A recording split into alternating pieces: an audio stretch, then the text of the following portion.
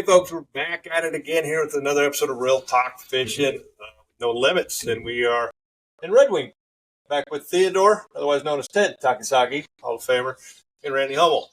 Our other partner, Sam, couldn't make it to this tournament, but a little recap of Erie, how fun that was, and what's upcoming here for the Red Wing event starting tomorrow. We just got into the rules meeting, and Culver's for dinner. Where'd you guys go? We had Chinese food. Again. Third night. All right. It's easy. It is easy. I love me some orange chicken. Fried rice. So, Erie, let's just start over there at Erie. Well, obviously, Erie didn't go as planned for any of us. Definitely not. First day was a struggle. I think a lot of our big fish kind of moved out. I'm sure they just kept the migration going east, and we couldn't find them. So I had a real struggle. I mean, seemed like everyone else is catching fish. They weren't the right fish, but I was struggling to even catch just any fish. And so I ended up with only 4 fish day one. That is a struggle. Especially on Erie. It's bad. Yeah. Ted did the best with 25 pounds? Yeah, the first day. Yeah. I had 23, and we had like 18. 450. I don't know. I don't even know what it was. It didn't matter, but it answered the question that, yeah, you can apparently jig those fish at Erie. You can. You can. And, I would have never guessed that. now you know. Everybody knows that answered the question was, can this be one jig? And yep, it can be. So that'll be obviously the new way of, and fun way of catching them. But the trollers did good. The guys that went east over by Lorraine and Ryan Buddy and Coingler guys fished with a bunch of those guys, locals. That there's a good pot of fish over there, and we didn't really look that far east. I think you got on them a little bit. But I went a little bit, but the weather was going to suck. Yeah, Lorraine, we looked at the forecast, and we're just like, my equipment is starting to get a little beat up, so I don't want to beat up on it anymore. So we just kind of ruled out Lorraine right away and stayed a little closer. I would say after day 2 was probably the right move to keep our equipment in shape. So I heard a lot of stories of the guys that ran east boats. They made it back, but I don't know if those boats are here at this tournament. The anglers are, but that was rough. You've been on doing this a long time. That was rough today. It's probably not the roughest, but not fine. If you're going to go 30 or 40 miles, then it's way too much for me. Yeah.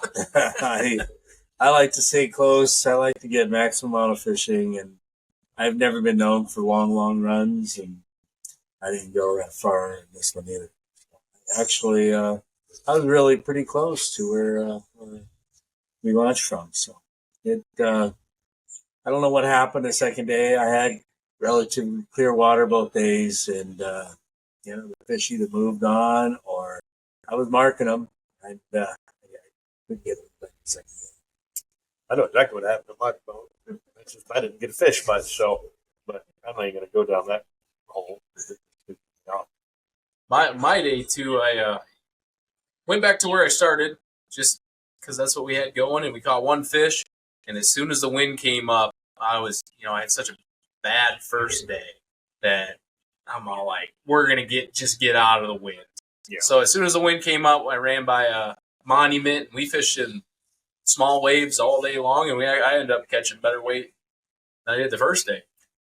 My plan was to head that way too. I just went the wrong direction and got into the nastiest stuff on the whole lake. So we're good. That's just gonna call it a day. I'm like, my boat's like a tractor in a sense, and I got to have it to work, and I can't be broken in pieces. You got to guide the day after you get home. So yeah, I think some guys are just crazy. That's all. Some guys are crazy. Well, we're all crazy a little bit to do this and chase this dream, but it's passion driven, and we're crazy. I suppose you're a little bit crazy. Not too much. Used to be a little bit crazy. Maybe younger. Yeah, the younger Ted was a little crazy. So we're out here. We're at Red Wing. We're outside on this pretty sweet little crib that Teddy found us. The wilderness driveway to get in kind of sucks from back in boats and stuff. Feels like a quarter mile. It's probably not. Might be an eighth mile, but it's really tight, and it's real sharp drop on the one side. Yeah, you got no room to screw up, so we're getting really good at backing up, back in the boat trailer. Anyway. Oh yeah, that's been a challenge all week.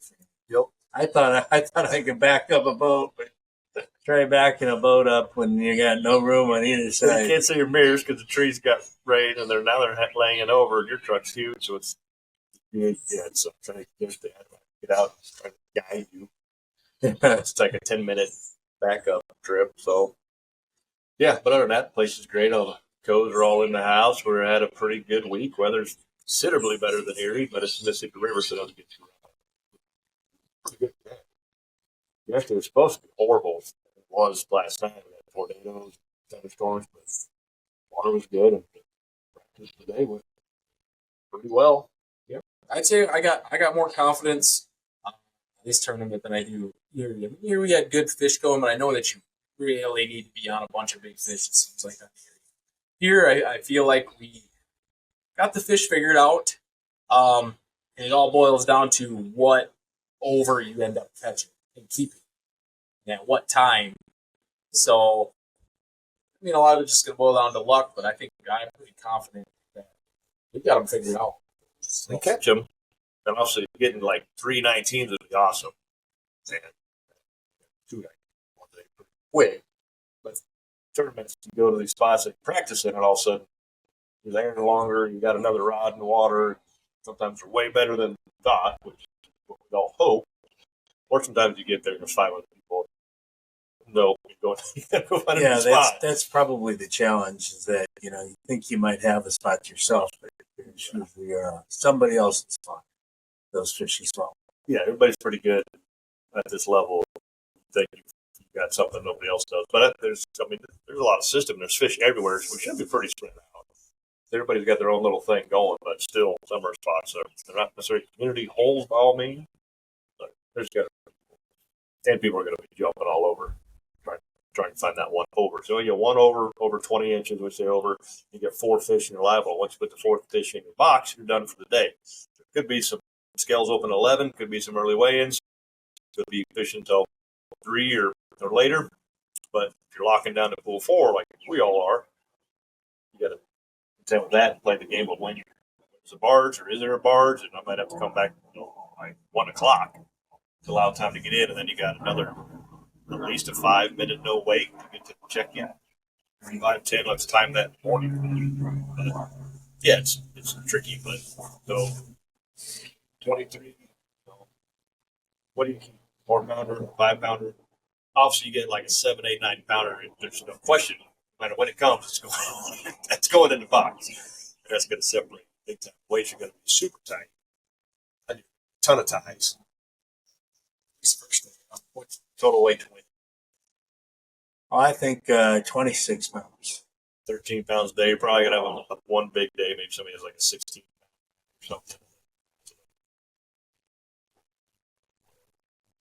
Tough. I think that's good. 26. I think someone's going to. You think somebody's going to get this? Average 2 9-pounders and slots. Perfect. Yeah, someone's going to do it 2 days. Or they're going to hit. I think someone will probably run into like real big fish, 11, 12-pound fish they're in here.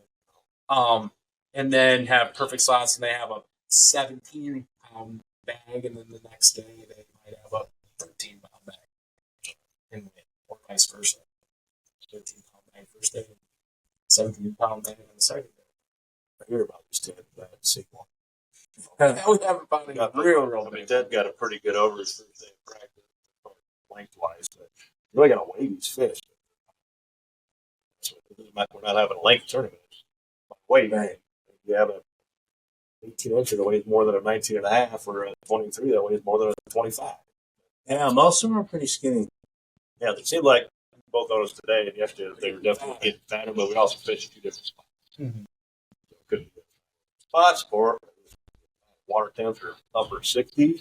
This is like perfect condition. We should get feeding trend, but it's been off. Even the local guys are like, it's just something weird in the system. Water dropping. I think we've been a little better in a sense. fish. Oh, I've always found lowering water levels typically make fish skitterish and chase them out of certain spots they would like to be in. So I've always felt low. You know, when the water's falling, it's tough for fish. But the river wise, it's pushing them out, sloughs, backwater. But you got something to say, I guess. You either agrees or disagrees. I don't know what that is, but a lot of these fish already moved down to Lake Pepin. Lake, you kind of see the water level change there. Ton. I can tell the difference on baits that I use in the river. Clarity. There's fish everywhere. Scopers, doing plenty of it, and you can catch fish scoping.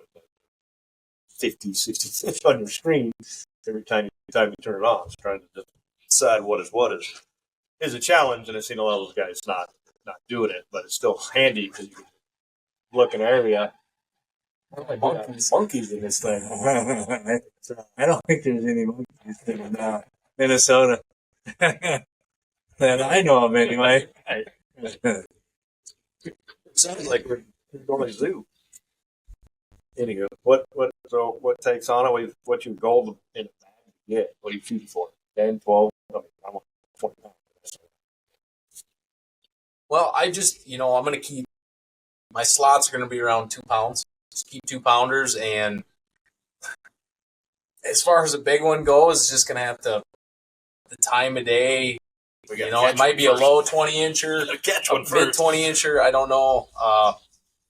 We've been running into some mid 20s.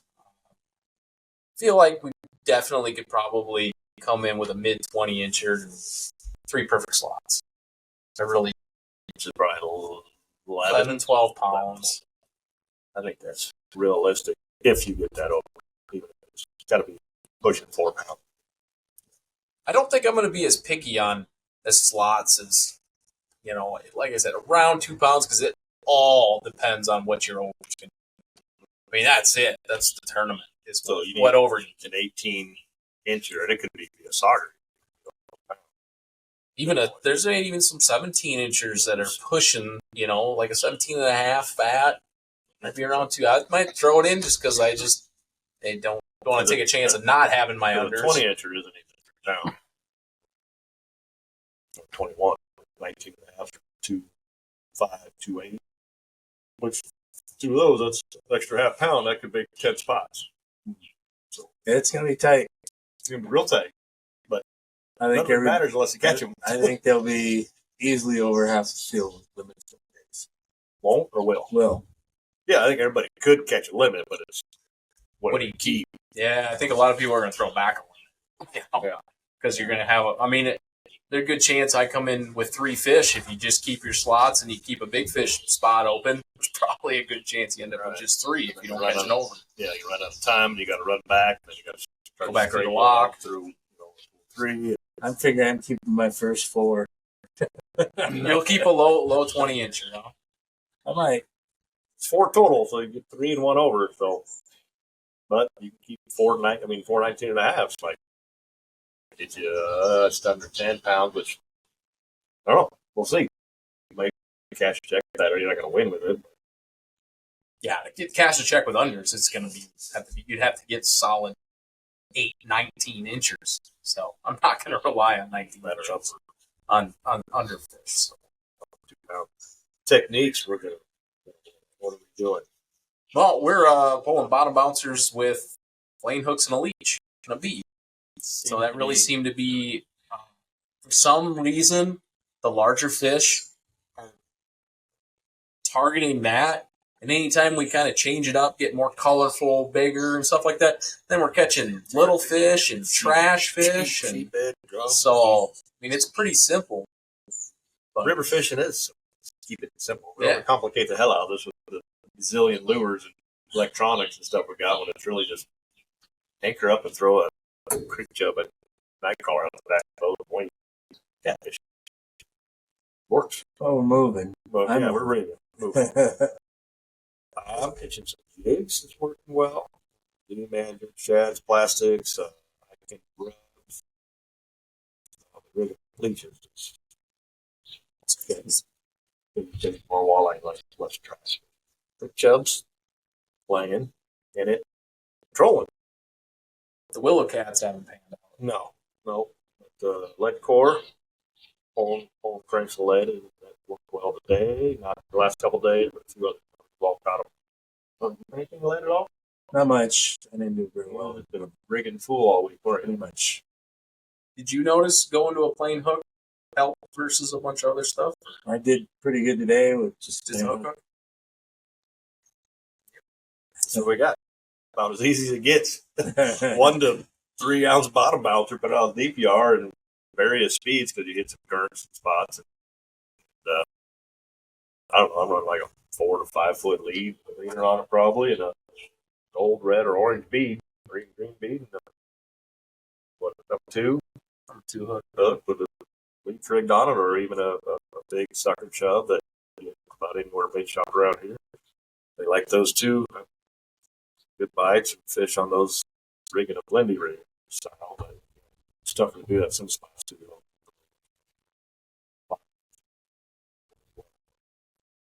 Yeah, talk about simple. Been covered, you move the water. I got some lead because I threw this myself for a couple of days. I just wanted to cover my water. Like this morning, hit a spot in 18, 23. So that works. We'll see. Everything, I mean, everybody's boats are ragged. Jigging rods, bouncer rods, trolling rods, slip armor rods. I made it pretty simple. You just, I took everything out and then here's my rigging rods, and that's it. That's it. Well, yeah, I'm dragging jigs too. So. Rattle paddle. Right. That was your biggest fish all week. Right.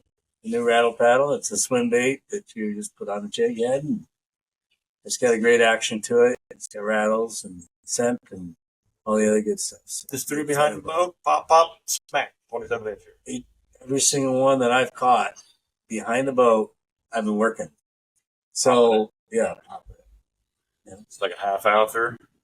Yeah, no, I'm using it's a 1/2 ounce jig head with It's like a 4-inch plastic, I think. 3-inch. 3-inch. And he did the same thing at here. He trolled it. Yeah. Hooked it on her, dropped it back, put a board on it, boom, 28 incher, 26 incher. So, which is theoretically, you were just jigging. The jig. Yeah. That was just hovering in the right water column. No different than when we were drifting and live scoping them. So, if you get it in front of their face, they're going to eat it. That's right. I mean, sometimes no matter what it is, but they've been a little picky. I've been watching them on the scope, and some will fly up out of a few feet and get it, and other ones you got to work them right to the boat. And the majority of them don't even look at it. They just are like, whatever. They don't. You can watch them with the pole, within your pole bouncer. You can watch them come up and hit it.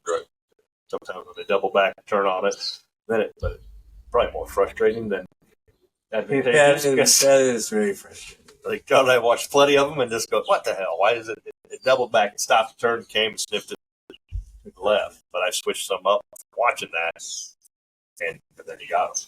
So One thing I did find, you throw the light bait way back behind the boat, and you just kind of work it a little. You don't have to snap it. You just got to work it, keep it bottom, and bring it back forward. Thump. Yep, I do. The two fish I got today and the big fish on Saturday was they're all working just the jig instead of putting them in the rod hole. Hang on to it. Just kind of did it happen? Does this come out tonight? So no, you're good. All right, I want to make sure that Don't give any 10 tips already, right? Yeah, for you guys it's okay, but don't worry, they won't see it until Monday after the tournament. All right. So yeah, we'll see who's hoisting trophies up then. But yeah, you're right. 'Cause every time I dump it back to get down to the bottom a little bit, so if you lock it, one hits it or pull it off of a snag or a log. So you want spinning rod, just keeping a jig long lined out behind the boat. I mean, we've been working back and forth, but today, 2 of my fish right away, as soon as I grabbed a hold of it, out of the rod holder and just went bum, bum, boom, Like a 1 ounce twice. jig. 1/2 ounce jig. So you're dragging a 1/2 ouncer and then run a bottom bouncers? Yeah. There you go. There's Ted's tips for the week. So tune in to Gulloland. Might not make it on there because you don't do it back at home very much, but it works there too. We drag jigs. Oh, yeah. I drag them all summer, but they're more like 8 pounds. But same deal. You get that 8 way away from the boat. Pick it up, give it a twitch, and they smack it. So it's called keep it simple, stupid, right? It's fishing. It is. Don't overcomplicate it. The rivers are notorious for this simple fishing. You know, a lot of local, you're going to see guys in holes tomorrow just dropping little cats. Just literally, you guys stand on the back of the boat with 4 rods and over, or holding them, just waiting. That's how a lot of these big fish get caught here. And that's Randy's done pretty damn well at Craig Shane. Yep. Yeah. Or even working that well. Yeah. Yeah, I don't know what year it was. I got 5th at Prairie Shane. Yeah. I think that same one, Brent, got like 17. Oh, crap. Yeah, that was simple. Just throw willow cats on the bottom, and I'd work one back. And a lot of times, I mean, I'd literally just little bumps on the bottom with that weight, like making noise with that weight. A lot of fish came off of doing that. So willow cats are 3-4 inch long little bullheads, basically. I have no idea why the hell fish eat these things or touch them. You get poked. They don't bother me. I know you have a hell of a time with them, don't you? Well, I'm all right. No, I'm not At least allergic you wear to a them. glove or something. I'm wearing a husky was allergic to them or something like that. A lot of people get stung and it's no good. They hurt. They hurt like a little bee sting. I'd pick them up and kind of just real gingerly hold them. And then Yeah, I just let them settle down. Yeah, just don't squeeze it, and watch where you're holding it. But You got to treat them real nice. You got to kind of caress it. Yeah, I you like got that. to move their spines backwards. Yeah. I like just flop them down on the deck, and then you just take your finger and push them like this on the back of On the the head? kind of on their head. And they stop and they go like that. Do you go through the bottom or through? I go through the top. Oh, I Top's go better. I go through the bottom. I go through the bottom. They kind of wiggle themselves off. I was going through both, and I just killed them. So No, I go through both. Both I lips. was not having both. I think I was going a little far back in the head. Yeah, you don't want to stick them through the brain. Nope, it's not good. Most of us don't do well with the brain. That hurts. That hurts. I've heard.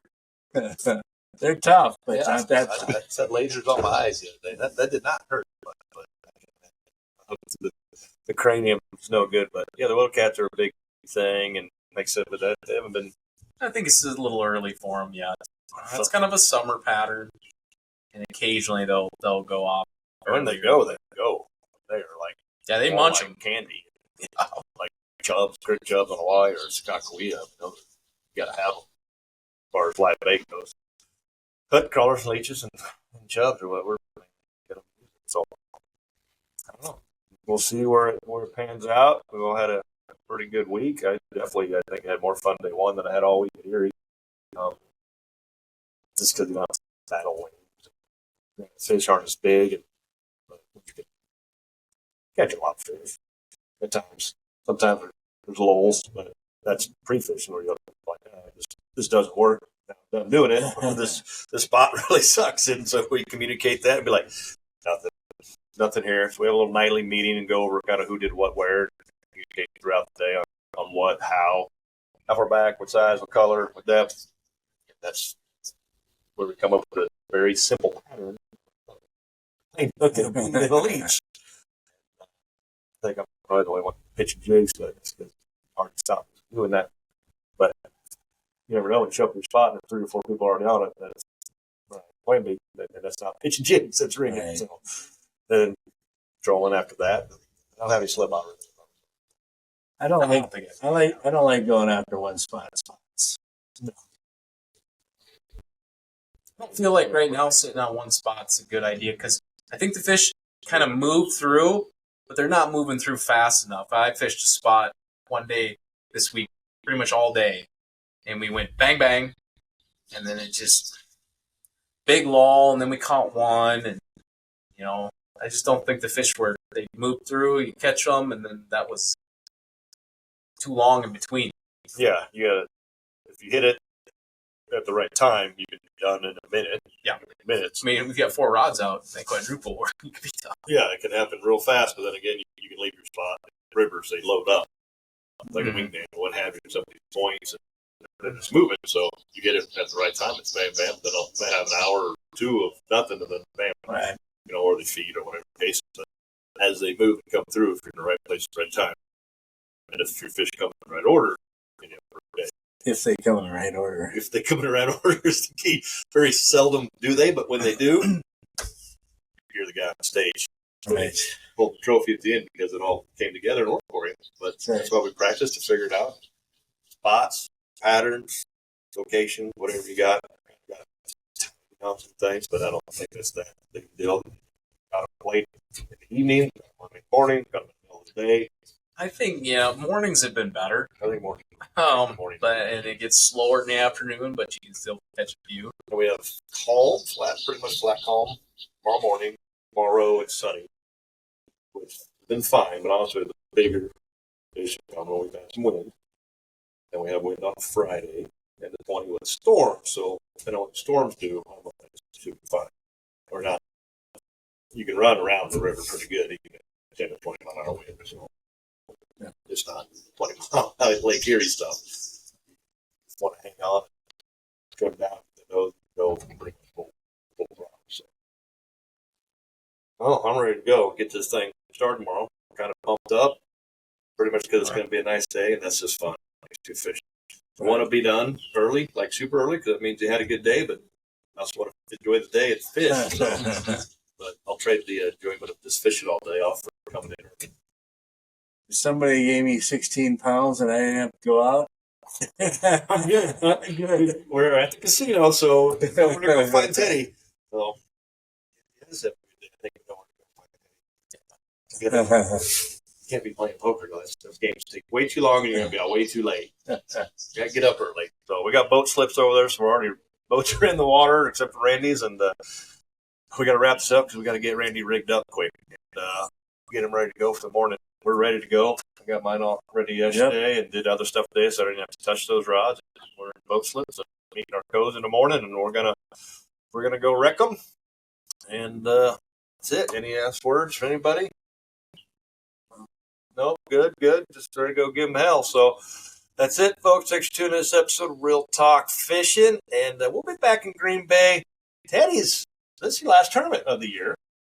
Unfortunately. He's got commitments. Well, I'm selling a house and my stepdaughter's getting married. So yeah, that lands on pretty much the next two. So I think these guys don't know yet, but we're going to bring the Coes on in Green Bay. There you go. We got a lot of them. So they're going to pay some dues. Maybe Randy and I will interview the Coes. Let them talk about the good or bad. I bet you they'll have a lot of stories. They'll probably have a lot of stories, and I think people probably would like to hear their perspective, and as long as they're okay with it. I don't know where Jake is. He's in there watching. He's a basketball freak, so he's watching the game. Timberwolves are playing. But I think Adam's down, and John's down. Greg's probably down. We'll see when they show up. But everybody's always there Wednesday night after rules meeting, so we got things work out well. We'll get them on here and get their perspective and take. Then it'll just be you and I and Scott Wee as well. But we'll get Chris on. There you go. Yeah, we'll get Chris coming at you for Scott Wee. So he's always got a lot to say. We can get the oil off there, right? But awesome. But yeah, we're looking forward to that one. So stay tuned. We'll wrap this up again here at Green Bay. Give you a little update on how practice went. We'll run down on how we won this one, right? Mm-hmm. Yeah, confidence is good. Winning, you're going to need some big fish. Haven't touched one of those, but if a guy does, there you go. It's right order. Need a little bit of luck. Need a little bit of luck. I take luck. I'll take luck. Right? I'll take some luck. There's always a little bit of luck in fishing, but, preparation is a major key. We're pretty prepared for this one, so should be good. Nonetheless, going to be fun. So that's it, folks. We will see you on the water.